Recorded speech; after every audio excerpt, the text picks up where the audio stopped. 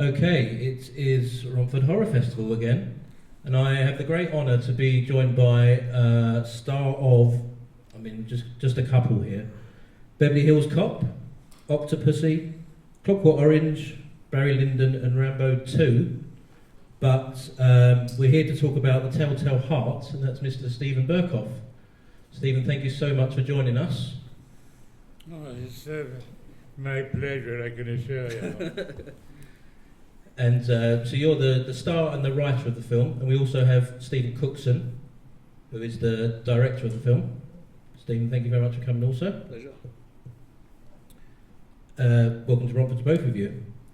So in the festival we get a lot of Edgar Allan Poe stories, and you know those films were written, I don't know, nearly 200 years ago now. What is it about Poe for you that you wanted to make this adaptation? Would you like to tell us first, Stephen, as the writer? Well, what fascinated me, is that loud enough? Sure. Is the man's extraordinary imagination. And when you have an extraordinary imagination, that is your clay for which you invent and build. And with imagination you can build things in any shape, style, form, sound, anything you want. And because imagination is a gift for insight and invention.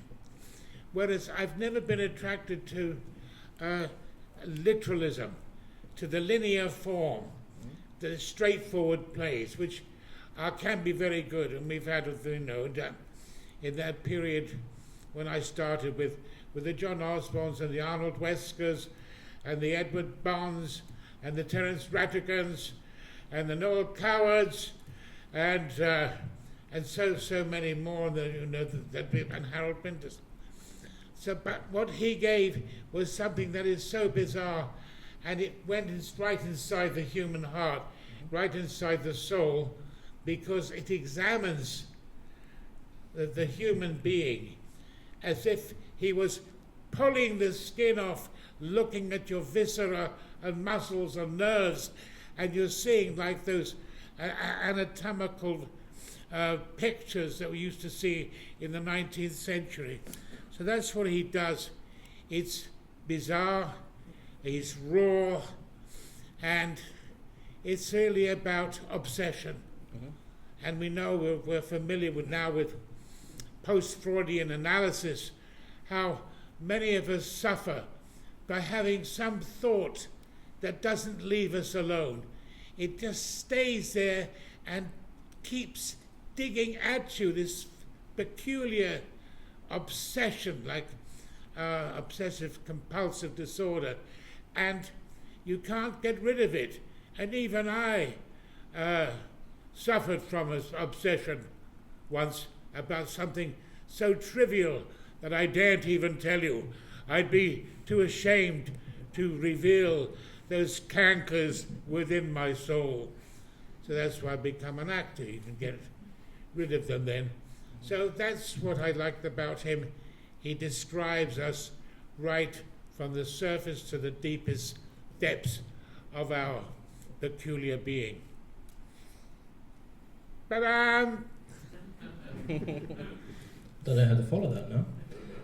Don't follow it, don't follow it. Well, I can say. Yeah, Stephen Cookson, who is my director, and his name is Stephen, the same as mine, because I only will work with other Stephens. Don't know why. I've got an obsession that my director must be my own name. Well, I was going to say why I wanted to direct it. Yeah, sure. I saw Stephen do Telltale Heart as a play, and I was just so amazed by it and so taken by it. I just thought, well, I'd love to make this as a film. And then over a period of a couple of years, we talked about how it could be extended, and then this is the finished film. We just swap this one's better. This one, yes, Don't it's a need bit. to hear me. Yes.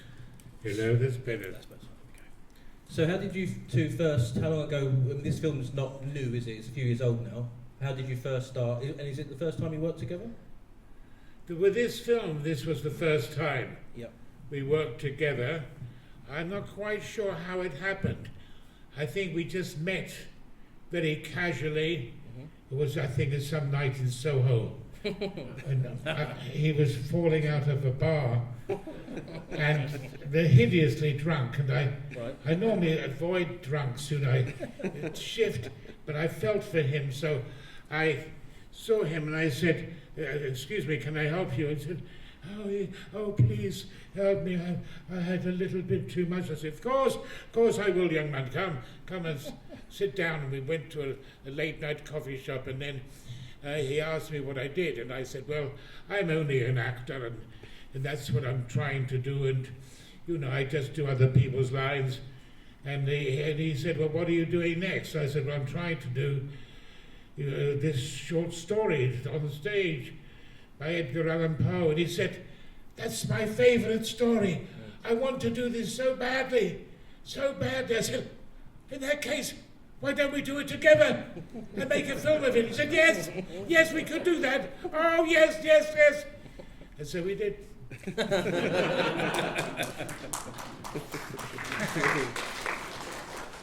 Is that what actually happened, Steve? Well, yeah, sort of thing, yeah. But I do remember when we did actually have something to eat after he pulled me up off the floor, right. And Stephen very kindly performed Telltale Heart in this restaurant to me, so that was just amazing as well. And a couple of years later we made it. So Stephen, you're, sorry, Mr. Berkoff, Stephen, you're renowned for your very, very intense acting style over the years. Is that fair? Would you say that was fair? What? Your acting style is known for being very intense. Yes, it has to be intense. Because it's really, for me, I never approached acting to be careful, realistic, naturalistic, so much as I admire that. But the intensity is a way you are, especially for me, purging yourself. You're purging, trying to get deeper and deeper into yourself to be absolutely so exposing, revealing.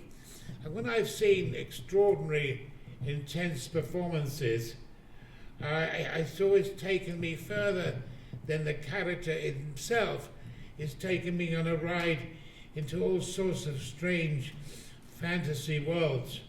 And so I've always been impressed by the great and the fanatic actors. And when I first saw Laurence Olivier doing his opening speech in Richard III, the film, I'd never seen anything like it in my entire life. I thought, this is like a spectre. It's hallucinogenic. It's unbelievable. So I've always admired that, and so that's made me think that I'm a bit over the top, a bit over intense. And I've never had any award for being nice and reasonable, but the intensity is something that, in a way, you heat something up. When you turn metal into molten lava, you need intensity. You heat it, you give it. If you want to be whoever, a great pianist, a great painter like Van Gogh, it's intense. And like Hieronymus Bosch, intense. It's like Henry Miller, intense. And that's what I've always liked. But I can do other things and be quite reasonable as well. But it's like I'm a little bit of a psychotic. And that acting is a way of purging yourself. And the key word of theatre, it's traumatic. The trauma is like a kind of accident, something that happens to you and breaks you down, and then you reveal the innermost mysteries of your being. The person who expressed this, I'm really quite mild. But the person who showed this, he was a walking wound. He was so traumatic. He was so absolutely galvanized by the serpents inside his head. And his name was He was a Frenchman. His name was Antonin Artaud. I don't know if anybody's ever heard of him, but he was a very famous man, and he influenced Peter Brook, the theatre director, immensely, who created a season called the Theatre of Cruelty. But that all came from Antonin Artaud. So when I read his book, Le Théâtre et son double, the theatre and its double, it just knocked me out. I was astonished by it. And that's always been one of my greatest influences, but not altogether. Because unlike the British theatre, they're very obsessed with language and the word, the structure, the sentence. I was always obsessed with movement, the gesture, working through the body, the dance, and expressing yourself through both language and movement. So that's made life, as you can see in the film, quite different. Well, I think I've finished there. You want to have a natter? Yeah. Go on. Tell us about some of your memories from making the film. Well, I mean, one of the things I think Stephen likes about working with me, as far as I know, is that I don't say cut a lot, and a lot of other directors have really, as soon as they got the shot, they just move on. Mm-hmm. And we sort of decided that I would like to see Stephen doing a lot of ad-libbing, which he's extremely good at. Okay. So that obviously made the shoot a lot longer than we'd planned. It made the movie longer, but it was just terrific because obviously every take you did something different, didn't you? I tried to, yes, absolutely. I tried to see every take as an opportunity. And, you know, it's not every day I have a good opportunity to work with a very talented and creative director like Stephen Cookson. And so it's a pleasure to be on a film. I don't get a lot of work, and I'm viewed to a certain extent. I wouldn't say exactly hostility, but with a little bit of suspicion, and he's a little bit off, he's a bit over the top, and he's a bit difficult. I don't know, I get all sorts of things. So when I get the opportunity, it's always a great pleasure to work with a creative being like Steve Cookson and to go on and do many other things. Yeah, I mean, the other thing I might say is we shot it all in one location. I don't know whether people are aware of that, at Union Chapel in Finsbury Park. Oh, right. Yeah. So we did the whole thing there, the staircase and in the basements and in the crypt, and we just took over the whole building for about 2 months. Yeah. So that was exciting. Yeah, it's a fantastic location, that, yeah. We're going to open it out to any audience questions. You might pop your hand up. We don't think we have a microphone, but you can shout. It's fine. Yeah, here in the front, yeah.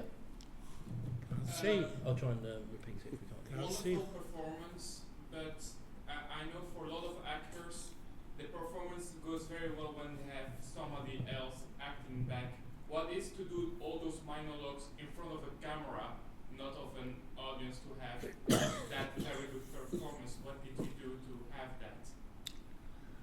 Sorry for my bad English. Yeah, so you're saying you were mostly doing monologues by yourself. What Yeah. were the challenges of not having anyone else to Yeah. act alongside or bounce off of?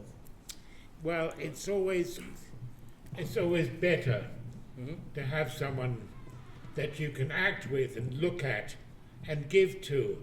And the fact you're having to give to someone makes you almost more obsessed to pour your life out because you have a willing audience, a ready audience. But if you don't have someone, you're like speaking a monologue.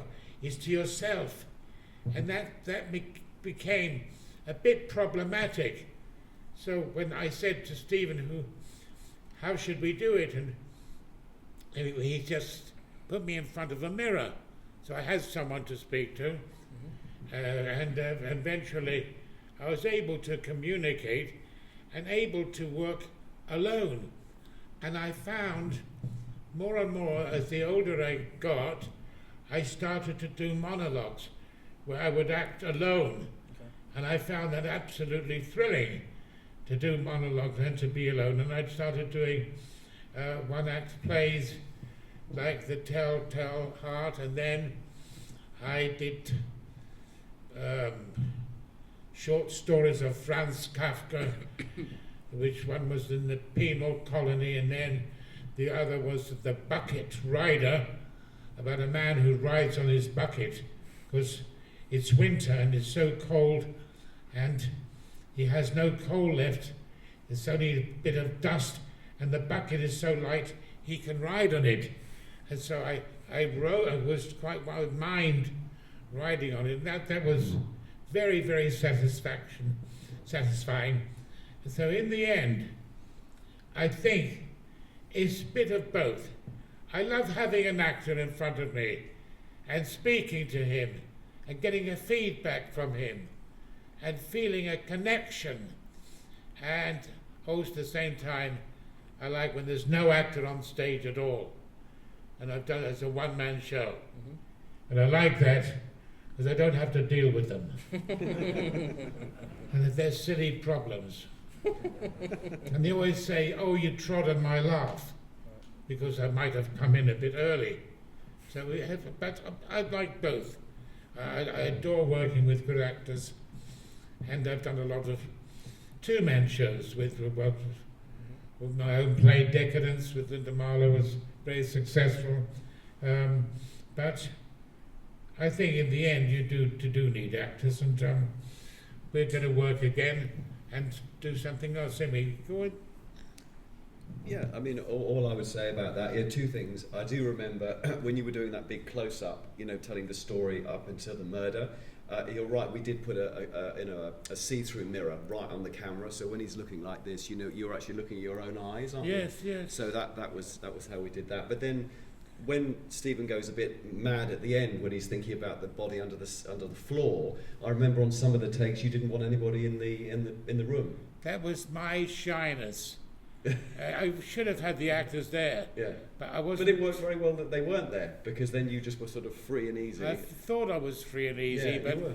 I've always felt a bit guilty to feel intimidated.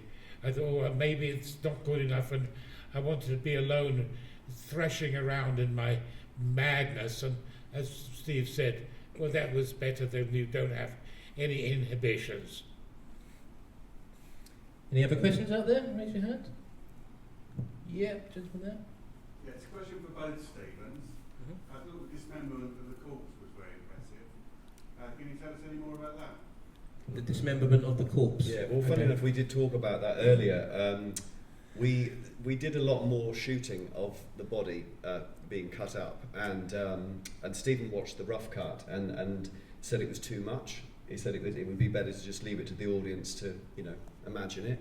So that's really my main comment about that. It was a really good note from Stephen. It's still, I think, long enough and tells the story. But yeah, anything you want to say? I think it's plenty long enough. Absolutely.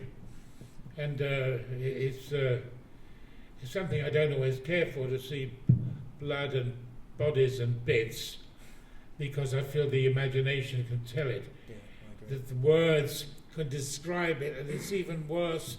But I thought the way he did it, and he tilted it with slow motion, and I thought it worked very well. Excellent. Anyone else? Yeah, over here. Oh, it's Laurie. Yeah. Give us a shout, Laurie. Hi, thank you so much for showing us the film. It was brilliant. I was very lucky to have an opportunity to work with Malcolm McDowell about 10 years ago, whom you worked with in Clockwork Orange. And as a fan of yours, Stephen, I asked him at the time what it was like working with you. He said you were absolutely amazing to work with. So Malcolm McDowell obviously is an admirer of yours as well as I am. And I was just wondering, as a filmmaker myself from Scotland, could we ever manage to persuade you to go so far up north? Or is it just a little too far geographically nowadays for you to visit?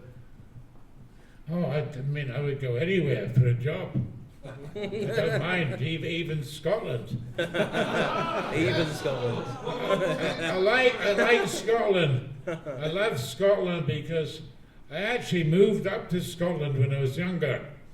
I moved to Edinburgh, and at that time I was married to a dancer who had a little company in Edinburgh called Basic Space, Shelley Lee, and we bought a little flat in one of those tenements, those thick granite tenements. And I lived and I worked in Scotland, and I thought of staying in Scotland.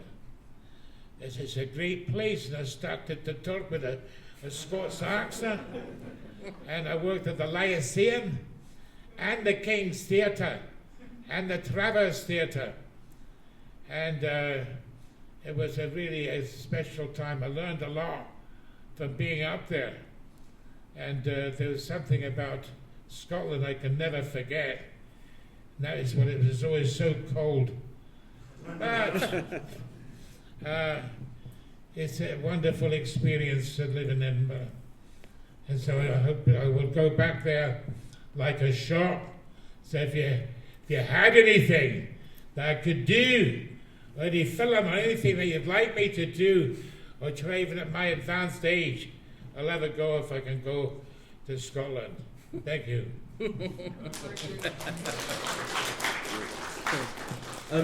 I won't forgive myself if I don't ask you at least one question about working with Stanley Kubrick. Yes. Because, what was it like? Are all the stories you hear about him with the multiple takes and being very demanding, very difficult, are they true in your experience? Because you worked with him, twice, right?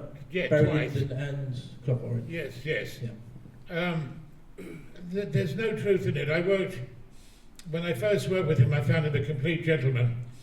And an actor came in when we were doing Clockwork Orange. I think he was playing the probation officer. And he didn't know his lines.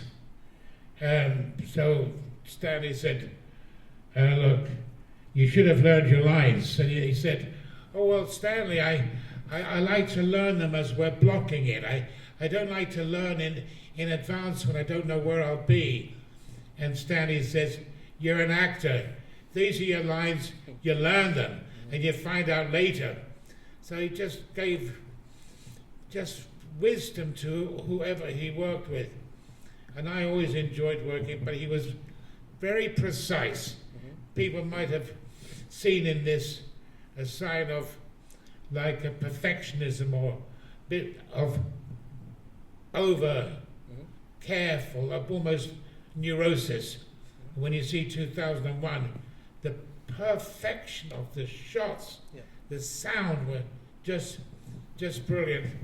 And then in Barry Lyndon, I was in the gambling scene playing Lord Ludd, and it was with the lovely American actor and an Irish actor, Patrick McGee.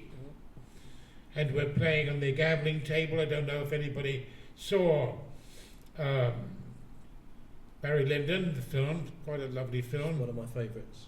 And we're in the gambling scene, and we're playing the bets. Patrick McGee, an Irishman, is saying to everybody, oh, faites vos jeux, mesdames, messieurs.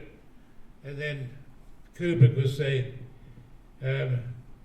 it's faites vos jeux. You're saying faites vos yeux. That means make your eyes. It's faites vos jeux. Make the play. Oh, sorry, Stanley. I'll get it. Faites vos yeux. No, he said it again. So this went on and on, over and over again, until, well, he was Irish, so he wasn't too familiar with foreign languages. They could just, they're happy with the Irish accent. They're brilliant at doing that. So he wasn't too good, and he worked very hard to get it right. And I'm watching this from the other side, because that's a reverse shot. So I thought, whatever happens, I will never try. I would keep going no matter how many takes until the camera will break before I do. So that's what I did. And it worked well because Stanley appreciated if you cared for him to really overdo it, give the best you could. If you've got 20 takes, don't complain. Just do it, the best. So when we came to the 20th take, and Stanley says, oh, well, I think we should go to the next set. And I said, Oh, already, Stanley? I was just getting into it. Very like that. 20 was fewer than usual, right? I mean, he Oh. was renowned for hundreds of takes. Oh, hundreds. I saw people collapsing. Right, yeah. And 1 or 2 actors dying on set. They had to bring in the doctors with the injections. Anyone else have a question out there? Yeah? Thank you for this great film. I'm just curious, how hard is it to adapt a short story to a feature film? It's not hard at all. In fact, it's the best. Feature films are often blaggy, padded out. They go on forever. They are overextended. They're stuffed full of extraneous detail. The car drives up, the door opens, the door closes, it goes to the door, he opens the door, he opens the key. It's too much, there's not enough cutting to the chase. So when you get a short story, that's perfect for a film maybe 2 or 3 times that length.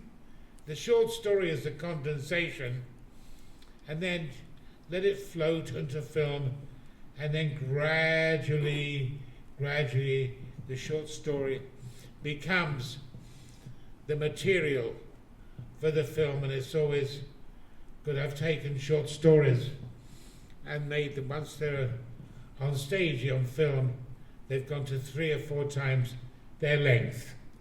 So I think I've always enjoyed just working from the short story that contains the thought processes, whereas a play just contains the action. So I think both are good. Mm-hmm. I want to finish with one final question. Maybe, Stephen, you want to answer this one first. What's one piece of advice that you would give to your younger self? If you What, go- as a filmmaker? Yeah, as a filmmaker, yeah. Oh, well, I would just do it. Don't talk about it. Because so many people say they're directors or writers or producers, and they haven't done anything. Mm-hmm. So, that's the advice I would always give to people who want to be filmmakers. Just get on with it and do something, because it's more difficult than it looks. Yourself, Stephen? Piece of advice for your younger self? For my younger self, I would say try to face your fears. Not only face them, embrace them. They may torment you. You may not want to step on that stage. You may have hesitation about doing that scene or doing that action. But the more fear you have, the more you should leap on it. Be brave, be bold, and do it.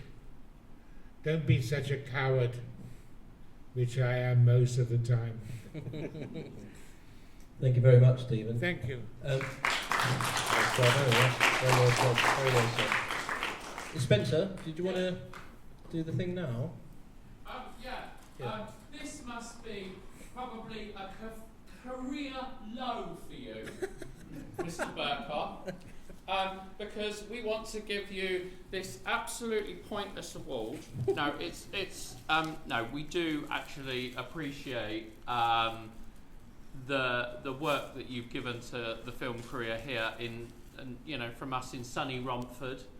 And yeah, you could use this to prop open a window one day, or just throw What is out. it? I don't know what it is. It's just a little tiny award from us, but thank you ever so much for everything. Lifetime achievement Thank in you film. for coming to sunny Romford on a not so sunny cold day.